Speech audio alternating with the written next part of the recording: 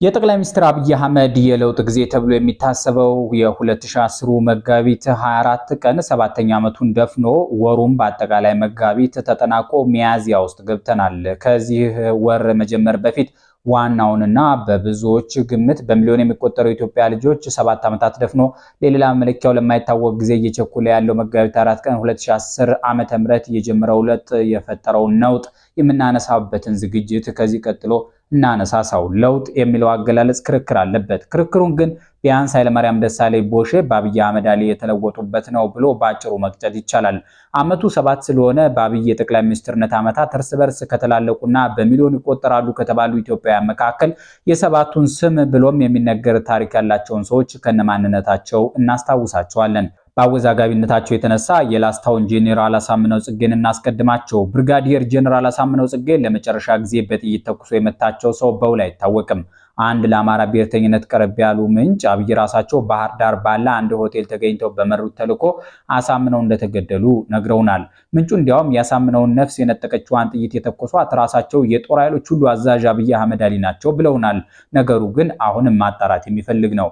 አብይ ጡረታ ወጥተው የህይወት ታሪካቸውን ሲጽፉልን ይህንን ሁኔታ ሊያስነብቡን ይችላሉ። ያሳምነው ጽጌ ወንዛቸው ልጅ ብርጋዲየር ጄኔራል ተፈራ ማሞ አሳምነውን ሲገልጿቸው ፍጹም ሃይማኖተኛ ናቸው ይሏቸዋል።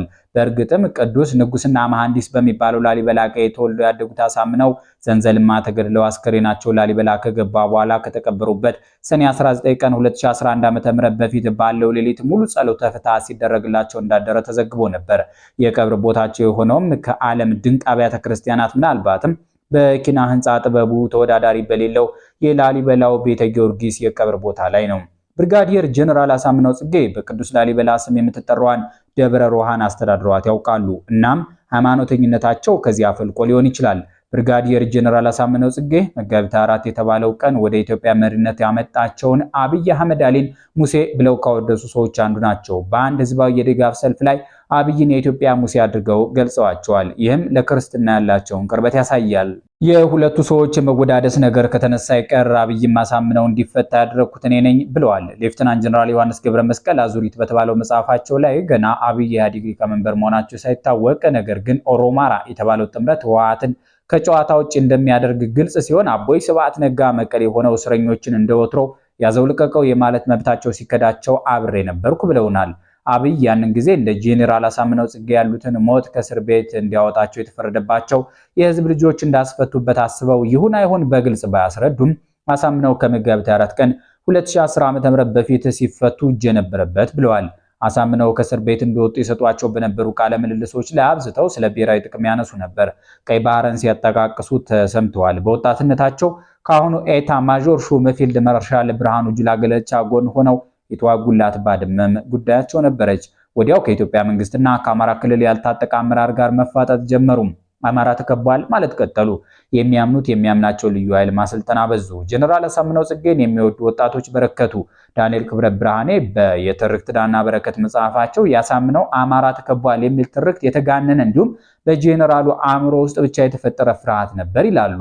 ሰኔ 15 ቀን 2011 ዓ.ም አመሻሽ ላይ የምድራችን ረጅም ወንዝ አባይ ከእናቱ ከጣና ጉያ ፈትልኮ በሚወጣበት የባህር ዳር አቅጣጫ መጋደል ሆነ እና አብይ አምባቸው መኮንንን ምግባሩ ከበደን እንዲሁም ዘዝዋሴን የቀጨውን ያንን ተኩስ ያቀናበሩት ብርጋዲየር ጄኔራል አሳምነው ጽጌ መሆናቸውን ገልጸው ማደኛ ወጡባቸው።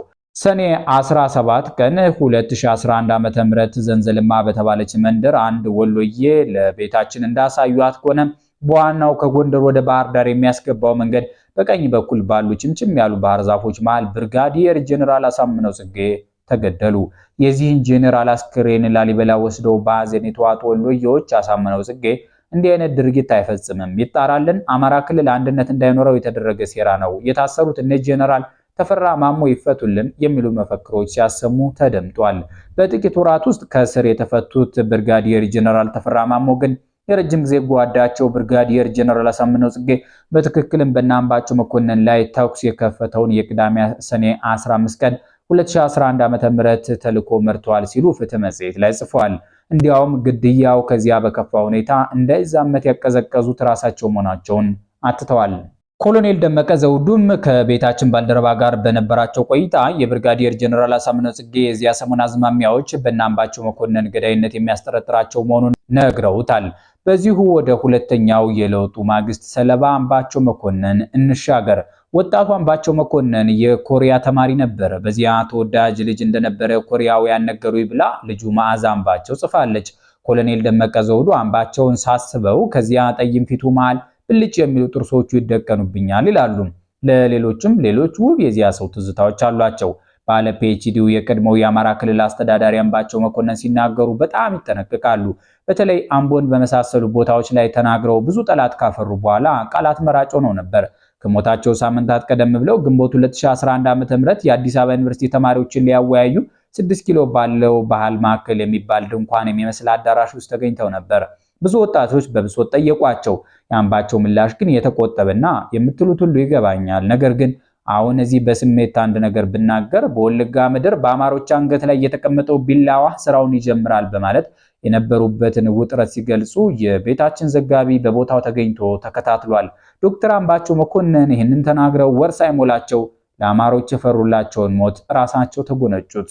ከወሎ ወደ ባህር ዳር በተለይ በጋይንት በኩል የሚያሳልፈው አውራ ጎዳና ላይ በስማቸው የሚጠራ ትምህርት ቤት ጣቢያችን ተመልክታለች። ያ ቀይም የትውልድ መንደራቸው ነው ተብሏል። በእርግጥም ሰውየው ትምህርት ይወዱ ነበር። ሌላ አምባቸው መኮንን መታወሻቸው የሚሆን ፋውንዴሽን ስለመመስረቱ ይሰማል። ከዚያ በላይ ግን ማራኪ ንግግሮቻቸው፣ ሰላማዊ ቃሎቻቸው፣ ለህዝባቸው የነበራቸው ፍቅር ከትውስታ እንዳይርቁ የሚያደርጓቸው ነገሮች ይመስላሉ። ሶስተኛው የለውጡ ማግስት ሰዓት የበላቸው ኢትዮጵያዊ ጄኔራል ሰዓረ መኮንን ናቸው። ትግራይ ውስጥ አስገደ ጽምብላ የተባለች ወረዳ ተወለዱ። እንደ አባጉና የተባለችው ከተማ ከወረዳዋ ስም በላይ ዝነኛ ትመስላለች። ሰዓረ የዚህ ከተማ ልጅ ናቸው። አባታቸው 10 አለቃ ነበሩ። መኮንን ይመር ይባላሉ። ሰዓረ ሰራዊት ብሔር የለውም ይላሉ። ዘር መቁጠር ያስፈልጋል የሚሉት ግን የሰዓረ ዘር ከወሎ አማራ ይመዘዛል ሲሉ ይደመጣሉ። የሆነው ሆኖ ረጅሙ ታሪካቸው ከትግራይና ህወሓት ጋር ይገናኛል። የተማሩት በሽሬና አካባቢው ነው። በ1969 ዓ.ም ደግሞ ህዝባዊ ወያኔ ሓርነት ትግራይን ተቀላቀሉ። ከዚያ በኋላ የደርጉን የቀይ ኮከብ ሁለገብ አብዮታዊ ዘመቻ ለመመከት ከሻዕቢያ ጋር ሆኖ ከመዋጋት እስከ ራያና ሰርዶ ላይ የራሳቸውን ጦር ይዘው መፋለም የደረሰ የትግል ታሪክ መጻፍ ጀመሩ። ህወሓቶች ከሚመኩባቸው ተልእኮዎች አንዱ የአጋዚ ተልእኮ ይባላል። ከመቀሌው የደርግ እስር ቤት በአንዲት አፍታ 1300 ታሳሪዎችን ፈተው የለቀቁበት ነው። እዚህ ተልእኮ ላይ ጄኔራል ሰዓረ መኮንን ምክትል አዛዥ ነበሩ። ከዚያም ወዲያ ከኮረም እስከ አምባላጌ ብርጌዳቸውን እየመሩ ያዋጉ የጦር ሜዳ ምልክት ናቸው። በእኒያ የህወሓት የትግል ዓመታት አውሮራ የተባለች ክፍለ ጦር ነበረች። እሷንም አዘዋታል። ዝነኞቹ የጉና የደብረ ታቦር የዘመቻ ዋልልኝ ውጊያዎች ላይ ሰዓረ መኮንን የተባለ የጦር መሪ ስም ታገኛላችሁ። ኮሎኔል መንግስቱ ኃይለማርያም ከ4 ኪሎ ሸሽተው ገነሄል ከገቡ በኋላም ሰዓረ መኮንን የምስራቅ እዝ ዘመቻ ኃላፊ ምክትል አዛዥና እንዲህ ያለ ስልጣን እያዙ ቆይተዋል። በኢፌዴሪ ጦር ኃይሎች ኤታ ማጆር ሹምነት ብዙ ጊዜ የዘለቁትን ጄኔራል ሳሞራ ዩኑስን ተክተው ኤታ ማጆር ሹም ለመሆን ግን ግንቦት 2010ን መጠበቅ ነበረባቸው። ዓመት ሞልቷቸው ሁለተኛውን ዓመት ሊጀምሩ ሲሉ በሁለተኛው ወር ቅጥረኛ በተባለ ጠባቂያቸው ተገደሉ። ጄኔራል ማለት ለአንዲት ሀገር የግድብ፣ የወደብ፣ የነዳጅ ያህል ውድ ፍጥረት ነው። ሟቹ ጄኔራል ሰዓረ መኮንን ሙሉ ጄኔራል ለመሆን 41 ዓመታት በትግል ውስጥ አልፏል። ኢትዮጵያን ጄኔራል ለማጣት ግን የአንድ ነፍሰ ገዳይ ጥይት በቂ ሆኗል። ኢንጂነር ስመኘው በቀለ አራተኛው ለውጡ የበላው የኢትዮጵያ ውድ ልጅ ነው። ለምን እንደሆነ በግልጽ ባይታወቅም ብዙዎች አንተ እያሉ ነው የሚጠሩት። እኛም እንዲሁ እንቀጥላለን። ስመኘው በቀለ ማለት ዛሬ በመላ ኢትዮጵያ የሚበራውን የኤሌክትሪክ ኃይል ከፈጠሩ መሐንዲሶች አንዱ ነው። ቀን ሳይጨልምበት በፊት የኦሞ ሸለቆን አስገብሮ የገልገል ጊቤ ኃይል ማመንጫዎችን ሰርቷል። ጠንቃቃው ሰው መለስ ዜናዊ አስረስ ለ1500 ዓመታት እንቅልፍ ላይ የነበረችውን ሀገራቸው ያድስልኛል ያሉትን የህዳሴ ግድብ ስራ እንዲመራላቸው አምነው ሲሰጡት ጎንደሬነቱን ሳያዩ መሐንዲስነቱን መርጠው ነበር። በእርግጥም መለስ ከዘር ይልቅ አገር ይበልጥባቸው እንደነበረ ለሚከራከሩ የስመኘው በቀለ አይናለምና የመለስ ዜናዊ አስረስ መተማመን ጥሩ ግብዓት ይሆናቸዋል።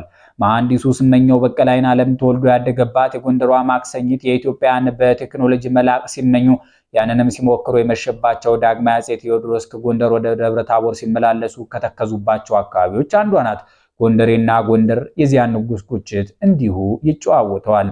ስመኘው በቀለ የዚያ ጨዋታ ፍሬ ነው። ምናልባትም ከዳግማዊ ቴዎድሮስ የሴባስቶፖል ስራ በኋላ ኢትዮጵያ አይን ገላጭ ተግባር ስትጀምር ታላቁ የኢትዮጵያ ህዳሴ ግድብ ነው። ይህን የመራው መሐንዲስ ስመኘው በቀለ አይናለም ነበር። ግን አብይ፣ ህወሓት፣ ግብጽ ምናልባትም የጣሊያኑ ሳሊኒ ሰዎች አዋከቡት። በመጨረሻም ሐምሌ 19 ቀን 2010 ዓመተ ምህረት ከያኔው ተዋከበና ወዲህ ዘወር ቢል ሰው የለምና እንዳለው ሆነ።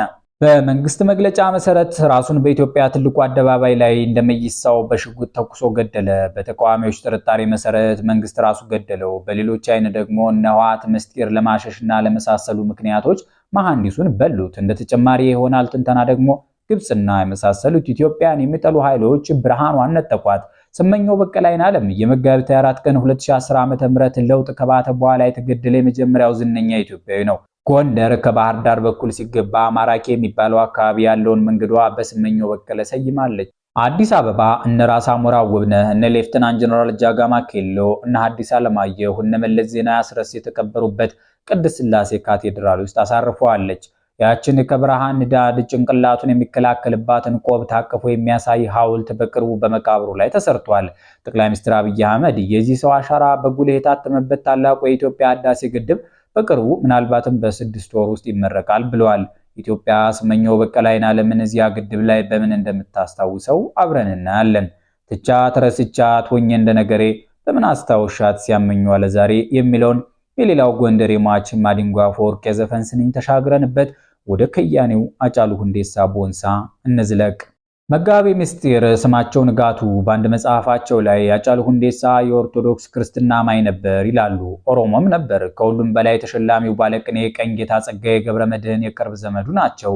የዚህ ሰው ሞት ዛሬም ድረስ የብዙ ኢትዮጵያውያን የእግር እሳት ነው። ከመሞቱ በፊት ብዙ የሚተነኩሱት ኃይሎች እንደነበሩ ይነገራል። ሜክሲኮ አደባባይ አካባቢ ከመኪና ወርዶ እስከ መደባደብ ደርሷልም ሲባል እንሰማለን። ሽጉጥም ይታጠቅ እንደነበረ ቤተልሔም ታፈሰ ጽፋለች። የቴኳንዶ ልምድ ያለው ወንድሙ ከጎኑ አይለየውም ነበር።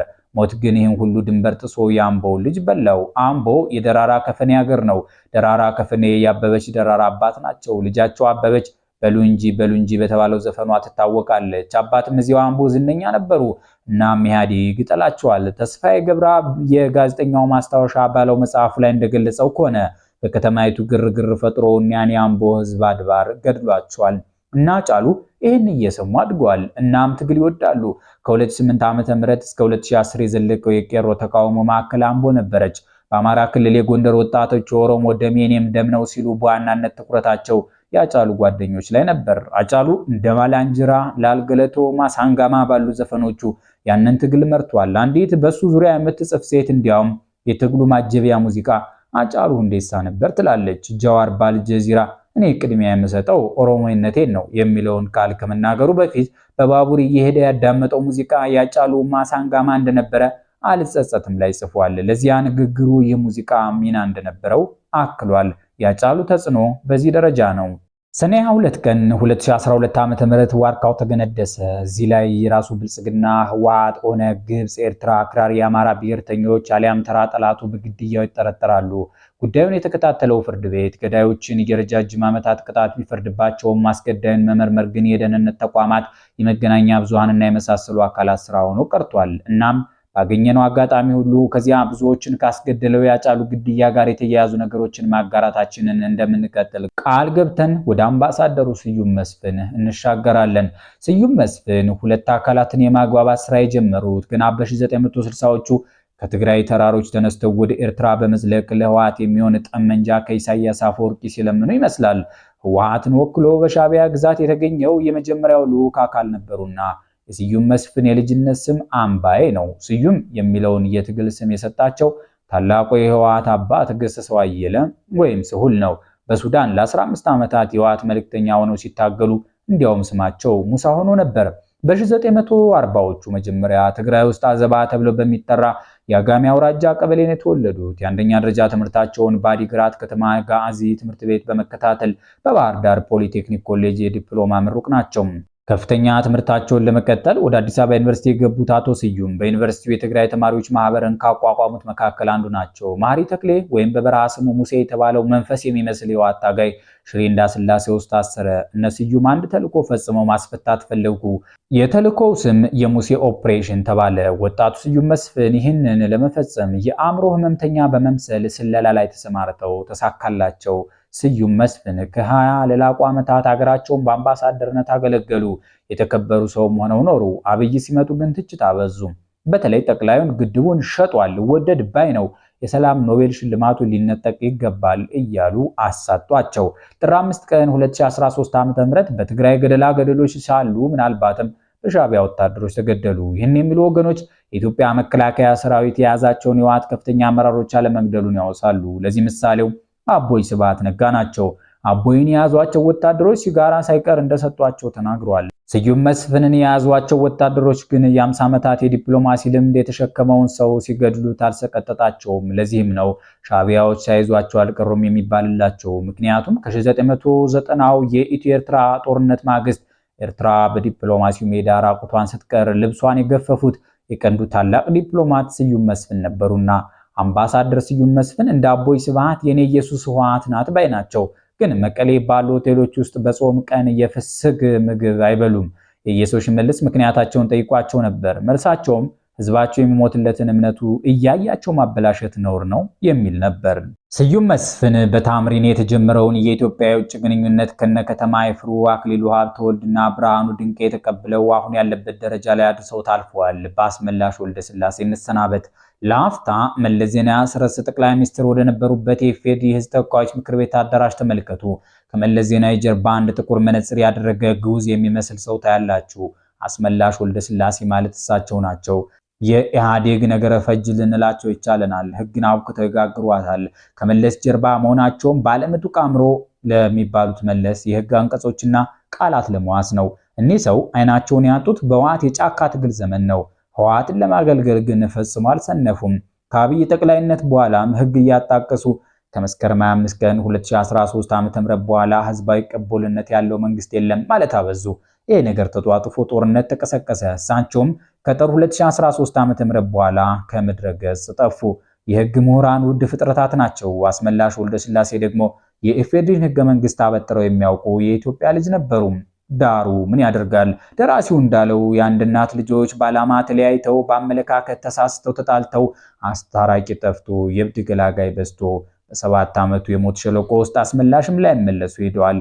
ኢትዮጵያውያን በስነ ቃላቸው ውስጥ ሳትዋጋ ነገስ ቢባል በፍጹም ተዋግቼ ካልሆነ አልነግስም ማለ የሚሉት ነገር አላቸው። ሰላማዊ ስልጣን ሽግግር ብርቅ መሆኑን መግለጻቸው ነው። ጠመንጃ ግን ከላይ የዘረዘርናቸውን ውድ የጦር መሪዎች፣ አምባሳደሮች፣ መሐንዲሶች፣ የጥበብ ሰዎች አሳጣን። ያለፈው 7 ዓመት እንዲህ ነበር። ቀጣዩ የመግባባት እንዲሆን ተመኝተን ሟቾችን የዘከርንበትን ዝግጅት እንዝጋው። ሰላም ይስጥልን።